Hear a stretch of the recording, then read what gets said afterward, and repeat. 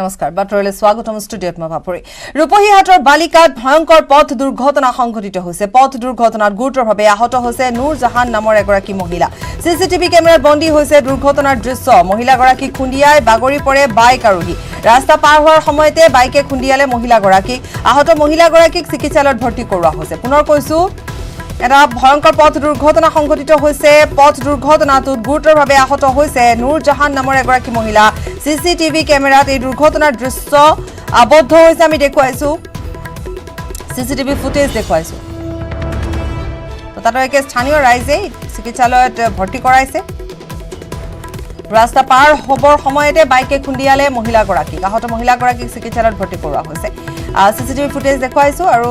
ৰাস্তা পাৰ হ'বলৈ লওঁতে তেনেধৰণে বাইকে খুন্দিয়াই থৈ যায় আৰু সেই সময় তাত থকা স্থানীয় যিসকল লোক আছে তেওঁলোকেও ততাতয়াকে মহিলাগৰাকীক উদ্ধাৰ কৰে মহিলাগৰাকীক উদ্ধাৰ কৰি চিকিৎসালয়লৈ লৈ যোৱা দেখিবলৈ পোৱা গৈছে আৰু বৰ্তমান চিকিৎসালয়ত চিকিৎসাধীন অৱস্থাত আছে মহিলাগৰাকী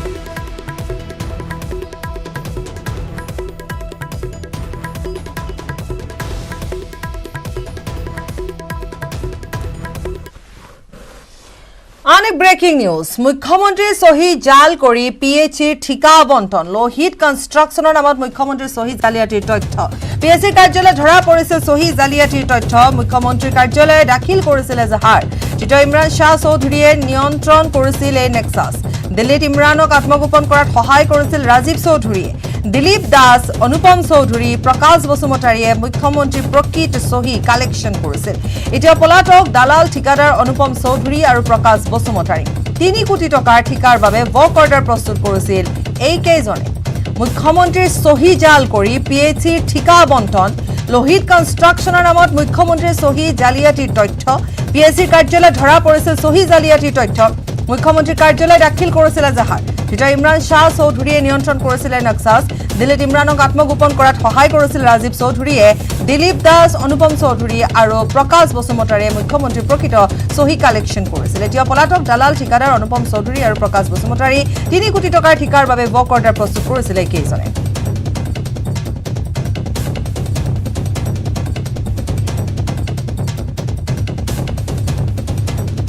ইতিমধ্যে এই ঘটনাৰ সন্দৰ্ভত আমি সবিশেষ জনাই গৈছো আৰু যি ঘটনা ইতিমধ্যে চাঞ্চল্যৰ সৃষ্টি কৰিছিল কাৰণ সহি এগৰাকী মুখ্যমন্ত্ৰীৰ সহি জাল কৰি এনেধৰণে কনষ্ট্ৰাকশ্যনৰ কাম লৈছিল পিএইচিৰ কাৰ্যালয় ধৰা পৰিছিল সহি জালিয়াতিৰ তথ্য আৰু কেনেধৰণে সহি জালিয়াতি কৰিছিল কেনেধৰণে সহি কালেক্ট কৰিছিল সকলোবোৰ ইতিমধ্যে পোহৰলৈ আহিছে অনুপম চৌধুৰী আৰু প্ৰকাশ বসুমতাৰী এতিয়াও পলাতক অৱস্থাত আছে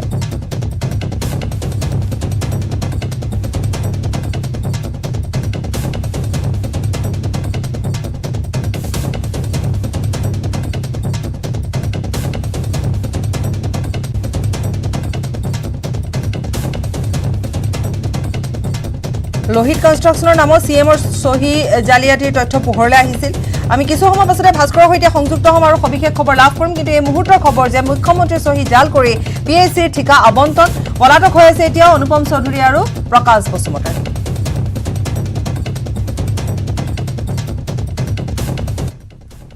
আৰু আজি পুৱাৰ ভাগৰ পৰা আমি দেখুৱাই গৈছো যে মাজুলীৰ অফলামুখ ঘাটত এক উত্তপ্ত পৰিস্থিতিৰ সৃষ্টি হৈছিল অফলামুখ ঘাটত যাত্ৰীৰ অভাৱনীয় ভিৰ হৈছিল পুৱতি নিশাৰ পৰা শাৰী পাতিছিল টিকটৰ বাবে টিকট নাপাই যাত্ৰীৰ মাজত এক হাহাকাৰ পৰিস্থিতিৰ উদ্ভৱ হয় ঘণ্টা ধৰি অপেক্ষা লাইনত ৰোগীসহ বহু যাত্ৰীয়েও টিকট নোপোৱাত ক্ষোভ প্ৰকাশ কৰে চূড়ান্ত অব্যৱস্থা মাজুলীৰ অফলামুখ ঘাটত আজিৰে পৰা দুখন ৰ'পেক্স চলিছে অফলামুখ ঘাটৰ পৰা নিমাতী ঘাটলৈ পুৱা 9 বজা আৰু বিহালি 3 বজাত চলে ৰ'পেক্স নিমাতী ঘাটৰ পৰা অফলামুখ ঘাটলৈ একে সময়তে চলে ৰ'পেক্স কমলাবাৰীৰ পৰা নিমাতী ঘাটলৈ 8 বজাত আৰু 1 বজাত চলি আছে এমভি পানী জাহাজ নিমাতী ঘাটৰ পৰা কমলাবাৰী ঘাটলৈ 10:30 আৰু 3:30 বজাত চলে এমভি পানী জাহাজ এবাৰত মাত্ৰ 200 যাত্ৰীয়েহে যাতায়াত কৰিব পাৰে এখন ৰ'পেক্সত এদিনত মাত্ৰ 400 যাত্ৰীয়েহে যাব পৰা ব্যৱস্থা আছে এমভি পানী জাহাজত মাত্ৰ 108 জন যাত্ৰীহে যাব পাৰে পূৰ্বে দৈনিক অহা যোৱা কৰে হাজাৰৰ অধিক যাত্ৰী পুৱাৰ ভাগত 1.5 শতাধিক লোকে টিকট নাপালে চৰকাৰে কৈছিল 6খন চৰকাৰী ফেৰী চলিব এতিয়া যেহেতু মাত্ৰ 3খন ফেৰীহে চলাচল কৰি আছে দুৰ্ঘটনাৰ পূৰ্বে অফলামুখ ঘাটৰ পৰা চলিছিল 5খন ব্যক্তিগত নাও কমলাবাৰী ঘাটৰ পৰা চলিছিল 6খন ব্যক্তিগত নাও একোখনত শতাধিক যাত্ৰী যাতায়াত কৰিছিল নাও কিন্তু আমি অহা 5 মানুহে আগতীয়াকৈ টিকেট পাইছে ইয়াত কিন্তু আমি পেচেণ্ট আমাক আগত চক আমাৰ কাগজ চাওক পেচেণ্ট মানুহৰ টিকেট বিচাৰিলে পেচেণ্টৰ নাপায় এতিয়া আপুনি চাওক এইখিনি ডকুমেণ্ট চাওক পেচেণ্টৰ মানুহে নাপায় বাকী বেলেগে পায় আৰু পেচেণ্ট বুলি ক'লে আমাক কয় পেচেণ্ট তোমালোকৰ কিহৰ পেচেণ্ট বুলি কয় আমাক গতিকে কিবা এটা ডিচিজন আপোনালোকে অতি সোনকালে ল'ব লাগে আইডব্লিউডি মানুহে দুটাত টিকেট দিছে এজন মানুহক আৰু আগতীয়াকৈ টিকেট দিছে পাছত লাইন পাতি থকা মানুহতকৈ আগতীয়াকৈ গৈ এইফালে সময় টিকেট লৈছে গতিকে আইডব্লিউডি মানুহৰ ওপৰত বিহিত ব্যৱস্থা ল'ব লাগে চৰকাৰে মইতো ৰাতিপুৱা 3:30 বজাতে আহিছোঁ আহি মোৰ আজি মানে ছোৱালী এডমিশ্যন আছে লাষ্ট ডেট আৰু লাষ্ট ডেট মই মানে অসুখীয়া গাই মই আহিছোঁ এডমিশ্যনটো আজি খাই গ'লে মোৰ ছোৱালীজনী ভৱিষ্যত একেবাৰে এদায় হৈ যাব গতিকে মই মানে প্ৰশাসনক এইটো এটা অনুৰোধ জনাইছোঁ মোক কিবা পকাই হ'লেও মোক আজি পাৰ কৰিবই লাগিব 2টা দিছে 3টা দিছে আমি এই মানুহসোপা ৰাতিপুৱা লাইন পাতি আছে ৰাতিপুৱা মানুহসোপা লাইন পাতি আছে আমি টিকট পোৱা নাই 2টা 3টাকৈ টিকট দি পঠিয়াই দিলে আমি এতিয়া কেনেকৈ আমি লাইনত আছোঁ সোমাই লাইনত ৰাতিপুৱা 6টা বজাৰ পৰা খাব বাছ এই মাইকী মানুহ খোৱা অলপ মাজুলীৰ অফলামুখ ঘাটত আমি যেহেতু জনাইছো যে কেনেধৰণে ৰোগীয়ে হাহাকাৰ কৰিছে ফেৰী টিকট নোপোৱাৰ বাবে চিকিৎসালয়লৈ নিব পৰা নাই ৰোগীক ঘাটৰ বহু সময় অপেক্ষা কৰিবলগীয়া হোৱাৰ বাবে কাষৰ এঘৰত থবলগীয়া হৈছে কণমানি ৰোগীক দীৰ্ঘ সময় ধৰি অপেক্ষা কৰাৰ পিছতো টিকট পোৱা নাই বহু সংখ্যক যাত্ৰীয়ে ভাস্কৰ জ্যোতি কটকীৰ প্ৰতিবেদন 6 বজাৰ পৰা নিমাতী ঘাটত ৰৈ আছোঁ আমি 108ৰ কাৰণে মানে ফোন কৰিছোঁ কোনো সঁহাৰি পোৱা নাইকিয়া আৰু ইতিমধ্যে আমি বিক্ৰম কৰি ছাৰকো আমি জনাইছোঁ তেওঁ এতিয়ালৈকে আমাক কোনো ব্যৱস্থা কৰি দিব পৰা নাই আৰু সেয়ে আমি টিকেটৰ কাৰণে মোৰ ল'ৰাটোৰ মাকে সেয়া কাউণ্টাৰত লাইন পাতিছে মই ইয়াত লাইন পাতি ৰৈ থাকিবলগীয়া হৈছে আৰু ল'ৰাটো ইতিমধ্যে আমি এঘৰ মানুহ খুৱাই ৰখাইছোঁ তেওঁ জ্বৰ আৰু মূৰ ঘূৰণি আৰু নাকেদি তেজ ওলাইছে 108 আমাক কোনো সঁহাৰি দিয়া নাই দুবাৰকৈ আমি ফোন কৰিছোঁ কোনো সঁহাৰি কৰা নাই আৰু বিক্ৰম কৰি ছাৰক ফোন কৰোঁতেও তেওঁ কোনো আমাক সঁহাৰি দিব পৰা নাই বৰ্তমান আমি অফলামুখ পাৰঘাটত উপস্থিত আছোঁ পূৰ্বেও দেখুৱাইছোঁ অফলামুখ ঘাটৰ পৰিৱেশ এখন ৰ'পেক্স ফেৰী বৰ্তমান গৈছে আৰু দ্বিতীয়খনৰ কাৰণে বৰ্তমান এইসকল যাত্ৰীয়ে তীব্ৰ ৰ'দত পৰি বৰ্তমান এনেদৰে আচলতে টিকেটৰ কাৰণে লাইন পাতিবলগীয়া হৈছে শিশু আছে মহিলা আছে বৰ্তমান এনেদৰে আচলতে লাইন পাতি থকা পৰিলক্ষিত হৈছে ইয়াত বৰ্তমান আৰক্ষী বিভাগৰ লোক আছে উপস্থিত আছে মোতায়েন কৰা হৈছে আৰক্ষী বিভাগৰ লোক যিকোনো পৰিস্থিতিৰ বাবে আচলতে বৰ্তমান যাত্ৰীসকলে এনেদৰে তীব্ৰ ৰ'দত পৰি বৰ্তমান এনেদৰে লাইন পাতি থকা দেখিবলৈ হৈছে কেইটা বজাত আহিছিল আমি 3:30 বজাত আহিছোঁ ৰাতিপুৱা 3:30 ৰাতি 3:30 অঁ লখিমপুৰ ঢকুৱা নাম এই অৱস্থা টিকেট পোৱা নাই কি কৰিব এতিয়া কি কৰিব এতিয়া যোৰহাট যাব লাগে মোৰ দেহা অসুখীয়া তাৰবাকি তাৰমানে টিকেটেই পোৱা নাই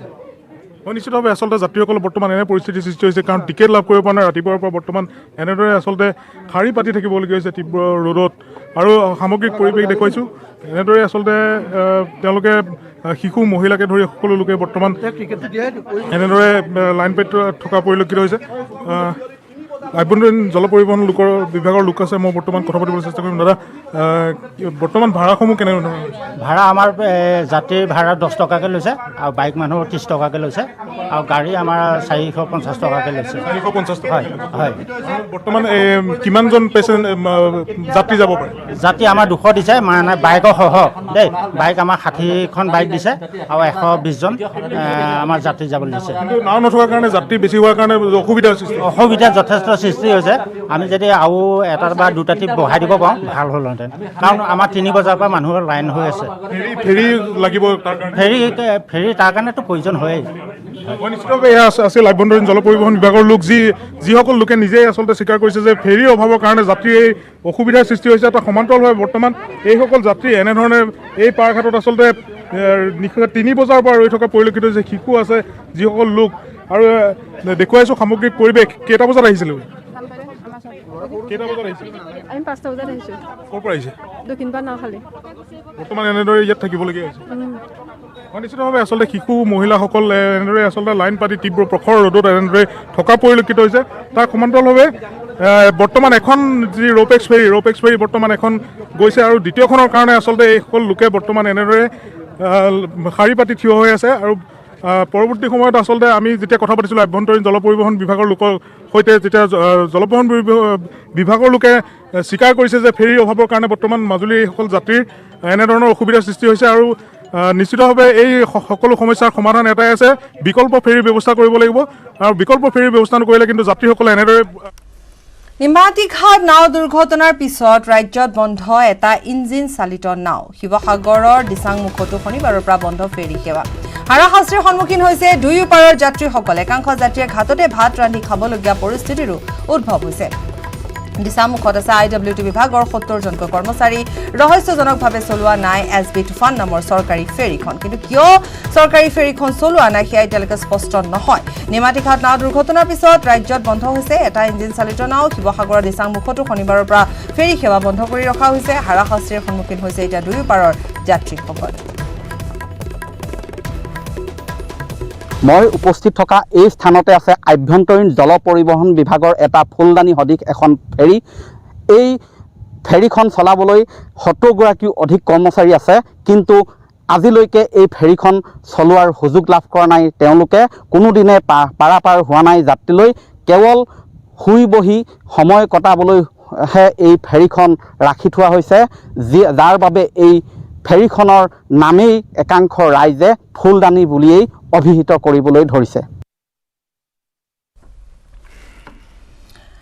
আৰু আনহাতে উত্তৰ পূবৰ পৰ্যটন আৰু সাংস্কৃতিক বিভাগৰ মন্ত্ৰীৰ সন্মিলন হোটেল ৰেডিশ্যন ব্লু দুদিনীয়া কাৰ্যসূচীৰে বিশেষ এই সন্মিলন অনুষ্ঠিত হৈছে পৰ্যটন আৰু সাংস্কৃতিক ক্ষেত্ৰক আৰু আগুৱাই নিয়াৰ বাবে এই সন্মিলনৰ আয়োজন কৰা হৈছে কোভিড মহামাৰীৰ বাবে লোকচানৰ সন্মুখীন হৈছিল পৰ্যটন বিভাগ আৰু সেই লোকচান পূৰণ কৰিবৰ বাবে কেন্দ্ৰীয় চৰকাৰৰ বিশেষ পদক্ষেপ ৰেল বিভাগ আৰু পৰ্যটন বিভাগৰ মাজত MOU স্বাক্ষৰ কৰা হৈছে ৰেল সেৱাৰে পৰ্যটন ক্ষেত্ৰক সংলগ্ন কৰাৰ বাবে এই MOU স্বাক্ষৰ কৰা হৈছে সন্মিলনত উপস্থিত মুখ্যমন্ত্ৰী হিমন্ত বিশ্ব শৰ্মা সন্মিলনত উপস্থিত কেন্দ্ৰীয় মন্ত্ৰী অৰ্জুন ৰাম মেঘৱাল জি কিষাণ ৰেড্ডি পুনৰ এবাৰ কৈছোঁ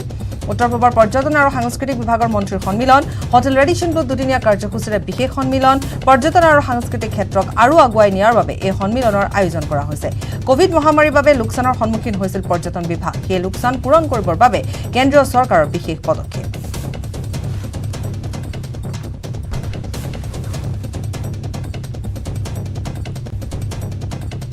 বাক্সাৰ বাঙালীপাৰাত ধন দাবী কৰি ৰঙাঘৰৰ আলহী হল দুই যুৱক কেএলঅ সংগঠনৰ নাম লৈ ধন দাবী কৰিছিল যুৱকদ্বয় বাঙালীপাৰাৰ এজন মাৰুৱাৰী ব্যৱসায়ীৰ পৰা 15 লাখ টকা আৰু গুৱাহাটীৰ অইলৰ কৰ্মৰত এজন লোকৰ পৰা 12 লাখ টকা দাবী কৰিছিল গুৱাহাটীৰ নাৰেংগীৰ পৰা গোৱাকপুৰ আৰক্ষীয়ে আটক কৰে ধৃত ভৱজিৎ দাস আৰু কিশোৰ পাটোৱাৰী আটকাধীন যুৱক দুজনৰ পৰা আৰক্ষীয়ে 3টা মোবাইল ফোন আৰু 3খন সিম কাৰ্ড জব্দ কৰিছে উল্লেখযোগ্য যে যুৱক দুজনে বাঙালীপাৰাৰ ব্যৱসায়ীজনৰ পৰা ফোন যোগে 21 আগষ্টৰ পৰা 2 ছেপ্টেম্বৰলৈ ধন দাবী কৰি মৃত্যুৰ ভাবুকি দি আহিছিল আৰু অৱশেষত উপায়ন্তৰ হৈ মাৰুৱাৰী ব্যৱসায়ীগৰাকীয়ে সোৱাগপুৰ আৰক্ষী চকীত 3 ছেপ্টেম্বৰত এখন এজাহাৰ দাখিল কৰে এজাহাৰৰ ভিত্তিত সোৱাগপুৰ আৰক্ষীয়ে গোপন অভিযান চলাই গুৱাহাটী নাৰেংগীৰ পৰা কেএলঅ সংগঠনৰ নামত ধন দাবী কৰা যুৱকদ্বয়ক আটক কৰিবলৈ সক্ষম হৈছে সংগঠনৰ নামত 15 লাখ টকা ডিমাণ্ড কৰিছে সেই সংক্ৰান্তে আমি গোচৰটো ৰুজু কৰি তদন্ত কৰাত যোৱাকালি 11 তাৰিখে গুৱাহাটীৰ পৰা আমাৰ সোৱাগপুৰ চকীৰ অন্তৰ্গত ঔবাৰী গাঁৱৰ এই ধন দাবীৰ লগত জড়িত ভৱজিৎ দাস আৰু কিশোৰ পাটোৱাৰী আমি কৰায়ত্ব কৰোঁ আৰু ভৱজিৎ দাসৰ পৰা উক্ত ডিমাণ্ডত ব্যৱহাৰ কৰা মোবাইল ফোন আৰু সিম কাৰ্ডখন সংগ্ৰহ কৰোঁ ওডিএছু খন্তেক বিৰতিৰ পাছত মাৰ্ঘেৰিটাৰ জাগুনৰ লাখলাট বিধ্বংসী অগ্নিকাণ্ডৰ ঘটনা সংঘটিত হৈছে অস্মিতা কাৰ ৱাশ্বিং চেণ্টাৰত এই অগ্নিকাণ্ডৰ ঘটনা সংঘটিত হৈছে অগ্নিকাণ্ডত যা গ'ল প্ৰায় 10 লক্ষাধিক টকাৰ সা সম্পত্তি অগ্নি নিৰ্বাপক বাহিনী তৎপৰতা জুই নিৰ্বাপন কৰা হয় বৈদ্যুতিক বিজুতিৰ ফলত অগ্নিকাণ্ড সংঘটিত হোৱাৰ সন্দেহ প্ৰকাশ কৰা হৈছে পুনৰ এবাৰ কৈছোঁ মাৰ্ঘেৰিটাৰ জাগুনত বিধ্বংসী অগ্নিকাণ্ডৰ ঘটনা সংঘটিত হৈছে অস্মিতা কাৰ ৱাশ্বিং চেণ্টাৰত এই অগ্নিকাণ্ডৰ ঘটনা সংঘটিত হৈছে অগ্নিকাণ্ডত যা গ'ল প্ৰায় 10 লক্ষাধিক টকাৰ সা সম্পত্তি অগ্নি নিৰ্বাপক বাহিনী তৎপৰতা জুই নিৰ্বাপন কৰা হয় ভিজুৱেলছ আমাৰ হাতত আহি পৰিছে আমি দেখুৱাইছোঁ আৰু বৈদ্যুতিক বিজুতি অৰ্থাৎ শ্বৰ্ট চাৰ্কিটৰ ফলতে এই অগ্নিকাণ্ডৰ ঘটনা সংঘটিত হোৱা বুলি সন্দেহ প্ৰকাশ কৰা হৈছে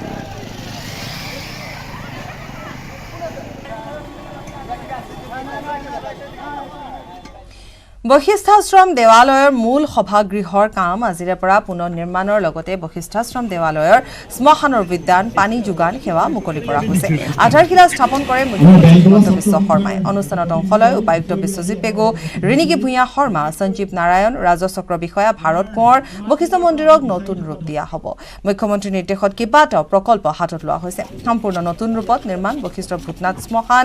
আৰু আজি মুকলি হ'ল বশিষ্ঠ ভূতনাথ শ্মশানৰ নতুন বিদ্যান মই আজি এই অনুষ্ঠানত বশিষ্ঠাশ্ৰম দেৱালয়ৰ উন্নয়নৰ বাবে কেইবাটাও নতুন কাম হাতত লোৱা হৈছে ইয়াত যিখন শ্মশান আছিল সেইখন প্ৰাগ নিউজৰ স্বত্বাধিকাৰী সঞ্জীৱ নাৰায়ণ ডাঙৰীয়াৰ উদ্যোগত নতুনকৈ নিৰ্মাণ কৰা হৈছিলে। যোৱা 23 মে তাৰিখে মই ইয়াক চাই গৈছিলোঁ। আজি সম্পূৰ্ণ হ'ল। ইয়াক আজি আমি সকলোৱে একেলগে শুভ উদ্বোধন কৰিলোঁ। শ্মশানখন এতিয়া ৰাইজে ব্যৱহাৰ কৰিব পাৰিব। বশিষ্ঠ মন্দিৰৰ লগত যিটো সভাঘৰ আছিল, সভাঘৰটো জহি হৈ গৈছিলে। সেই সভাঘৰটো পুনৰ নিৰ্মাণৰ বাবে সমাজকৰ্মী অনুপম শৰ্মা ডাঙৰীয়াই এই কাম কৰাৰ বাবে আগবাঢ়ি আহিছে। সেই কামৰো আজি শুভ উদ্বোধন হ'ল। বশিষ্ঠাশ্ৰমক লৈ ইয়াত পাৰ্কিং প্লেচ বনোৱা, ইয়াৰ কাষত বশিষ্ঠ নদীৰ ওপৰত এখন দলং বনোৱা, দোকানসমূহ কাৰো জীৱিকাত আঘাত নকৰাকৈ সুশৃংখলভাৱে বনাই দিয়া, এই গোটেইবিলাকৰ ওপৰত আমি এটা মাষ্টাৰ প্লেন ৰেডি কৰিম আৰু কামবিলাক লাহে লাহে আগবাঢ়ি গৈ থাকিম। আৰক্ষীক জনসাধাৰণৰ অধিক ওচৰলৈ নিয়াৰ বাবে কামৰূপ জিলা আৰক্ষী অধীক্ষকৰ কাৰ্যালয়ত অনুষ্ঠিত হৈছে ছফ্ট স্কিল ট্ৰেইনিঙৰ অনুষ্ঠান। অনুষ্ঠানত উপস্থিত আছে আৰক্ষী সঞ্চালক প্ৰধান ভাস্কৰ জ্যোতি মহন্ত। আৰক্ষীক নিকা কৰিবলৈ 8 জিলা আৰক্ষীক প্ৰশিক্ষণ দিয়া হৈছে।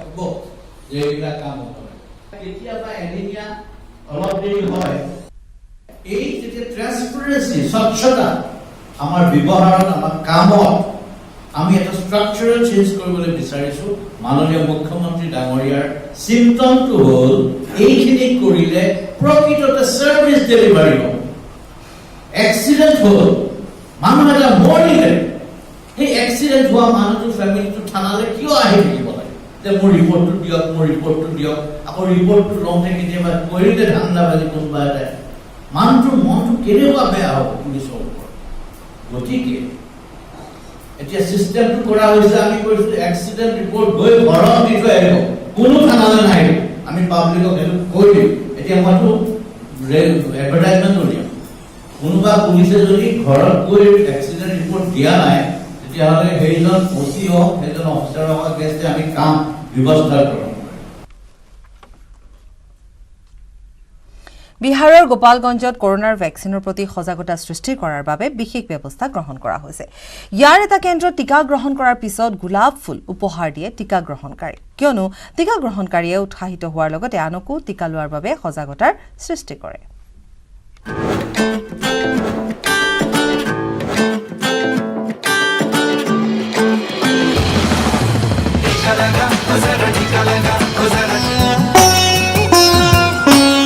টিকাকৰণৰ পাছতেই এপাহকৈ গোলাপ। টিকা লগাওক, গোলাপ পাওক। এয়া এক প্ৰচেষ্টা উৰা বাতৰিৰ পৰা ৰক্ষা কৰাৰ, সন্মানৰ জৰিয়তে সুৰক্ষাৰ ভাৱ জগাই তোলাৰ। এইসমূহ দৃশ্য বিহাৰৰ গোপালগঞ্জ চহৰৰ আম্বেদকাৰ ভৱনৰ টিকা কেন্দ্ৰৰ, য'ত জনসাধাৰণক গোলাপ ফুল দি সন্মান জনোৱা হৈছে আৰু ক'বলৈ চেষ্টা কৰা হৈছে টিকা 100% সুৰক্ষিত। সেয়েহে নিজে লগোৱাৰ লগতে আনকো লগাবলৈ উৎসাহিত কৰক। यहाँ पर गुलाब देने का परंपरा ये इसलिए भी है, इसलिए भी हम दे रहे हैं कि गुलाब देने के बाद हमारी जो वैक्सीनेटर हैं, मतलब वैक्सीन ले रहे हैं, वो लोग काफ़ी खुश हो जाते हैं और वो जाके अपने पति को, अपने माता पिता को ये बताते हैं कि मैंने तो वैक्सीन ले लिया, क्या आपने लिया? টিকাকৰণক লৈ এতিয়াও একাংশৰ মনত ভ্ৰান্তি আছে। একাংশই টিকাকৰণৰ ক্ষেত্ৰত পিছলা হুহকা নীতি অৱলম্বন কৰিছে। একাংশই আকৌ টিকা লগোৱাৰ পাছতো আশংকাত আছে আৰু এই আশংকা লগতে পিছলা হুহকা নীতিক দূৰ কৰাৰ বাবে প্ৰশাসনে এই বিশেষ উদ্যোগ গ্ৰহণ কৰিছে। আম্বেদকাৰ ভৱনৰ এই উৎসাহে বহু লোকক প্ৰভাৱিত কৰিছে আৰু তেওঁলোকে আনকো টিকাকৰণ গ্ৰহণ কৰিবলৈ আবেদন জনাইছে। কৰোনাৰ বিৰুদ্ধে যুঁজখনত টিকাকৰণেই একমাত্ৰ অস্ত্ৰ। এই কথা ইতিমধ্যে কোটি কোটি লোকে বুজি পাইছে আৰু তেওঁলোকে টিকাকৰণো কৰোৱাইছে। কিন্তু যিসকলে এতিয়াও বুজি পোৱা নাই, তেওঁলোকে সোনকালেই বুজি পোৱা উচিত, কাৰণ টিকাই হ'ল সঞ্জীৱনী। আপুনিও পলম নকৰিব, নিজেও টিকা গ্ৰহণ কৰক, আনকো টিকা ল'বলৈ উৎসাহিত কৰক। Bureau report, news 18 network.